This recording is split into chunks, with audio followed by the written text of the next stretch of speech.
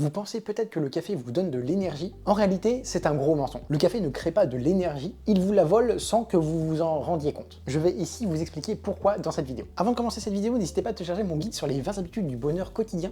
C'est quelque chose que j'ai fait vraiment avec cœur, donc n'hésitez pas à le télécharger, c'est le premier lien dans la bio en description. Allez, c'est parti pour la vidéo. Premier point de la vidéo, le café ne crée pas de l'énergie, mais il masque la fatigue. Effectivement, le café bloque l'adonésine, qui n'est d'autre que la molécule qui signale la fatigue au cerveau, et donc on se sent plus éveillé comme ça sur le moment, mais la fatigue est toujours présente en arrière-plan. Au final, schématiquement, c'est un petit peu comme mettre du coup un espèce de cache, un espèce de pansement sur un voyant rouge dans une voiture. Deuxième point, le pic d'énergie puis la rechute. Effectivement, après un café, on a notre énergie qui est quand même un peu boostée, grâce du coup, par le biais de la caféine. Et donc cette énergie elle peut durer de quelques minutes à quelques heures en fonction des personnes. Mais ensuite, la fatigue revient comme d'habitude, voire plus pour certaines personnes. Ce qui fait que beaucoup de personnes entrent dans un cycle en fait qui n'est pas forcément très sain, parce que en fait ça va faire du coup café, boost, fatigue, on reprend un café, etc., etc. Donc il y a des personnes qui se retrouvent avec une prise de caféine plusieurs fois dans la journée, et donc ça, on sait que c'est pas très bon du coup pour la santé. Troisième point de la vidéo, les effets sur le sommeil. Au final, même consommer 6 heures à 8 heures avant d'aller au lit, le café vient perturber le sommeil profond. Au final, conséquence de ça, on se réveille moins reposé, donc encore plus dépendant de la caféine le lendemain. Et au final, c'est un cercle vicieux parce qu'on va toujours être dans ce registre-là, on va avoir besoin de plus en plus de caféine, et donc au final, ça peut être plus ou moins dangereux si on commence à dépasser tel ou tel taux du coup de caféine, en fonction des profils de chacun. Donc c'est quand même un point à faire attention par rapport à ça.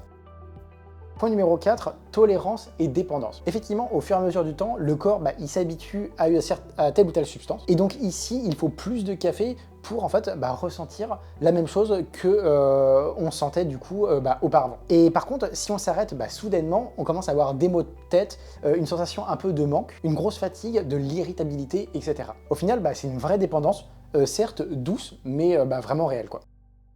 Point numéro 5, le stress et la digestion. Effectivement, le café, il stimule l'hormone du stress, qui est le cortisol. Et au final, trop de café, c'est anxiété, nervosité et palpitation. Concernant tout ce qui est estomac, ça peut favoriser du coup les reflux gastriques. Il peut accélérer la digestion, mais de manière inconfortable.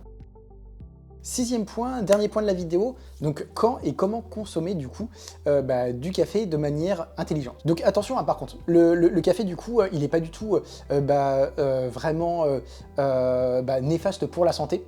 Il a même été étudié que du coup une petite dose de café, même tous les jours, était même bénéfique pour ça, par exemple pour du coup l'énergie, pour même la santé d'une manière générale, et donc une faible consommation même régulière, du coup ne cause aucun souci, et même des fois même recommandé pour être bien, pour être plus vigilant, pour avoir plus de concentration ou ce genre de choses. Donc au final, vous pouvez facilement consommer une tasse, allez 2 tasses par jour maximum.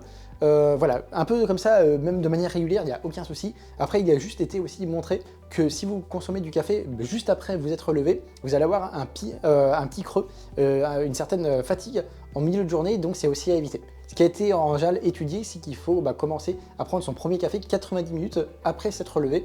Donc là, vous maximisez les chances d'avoir un bon effet comme ça sur la journée, sur la concentration.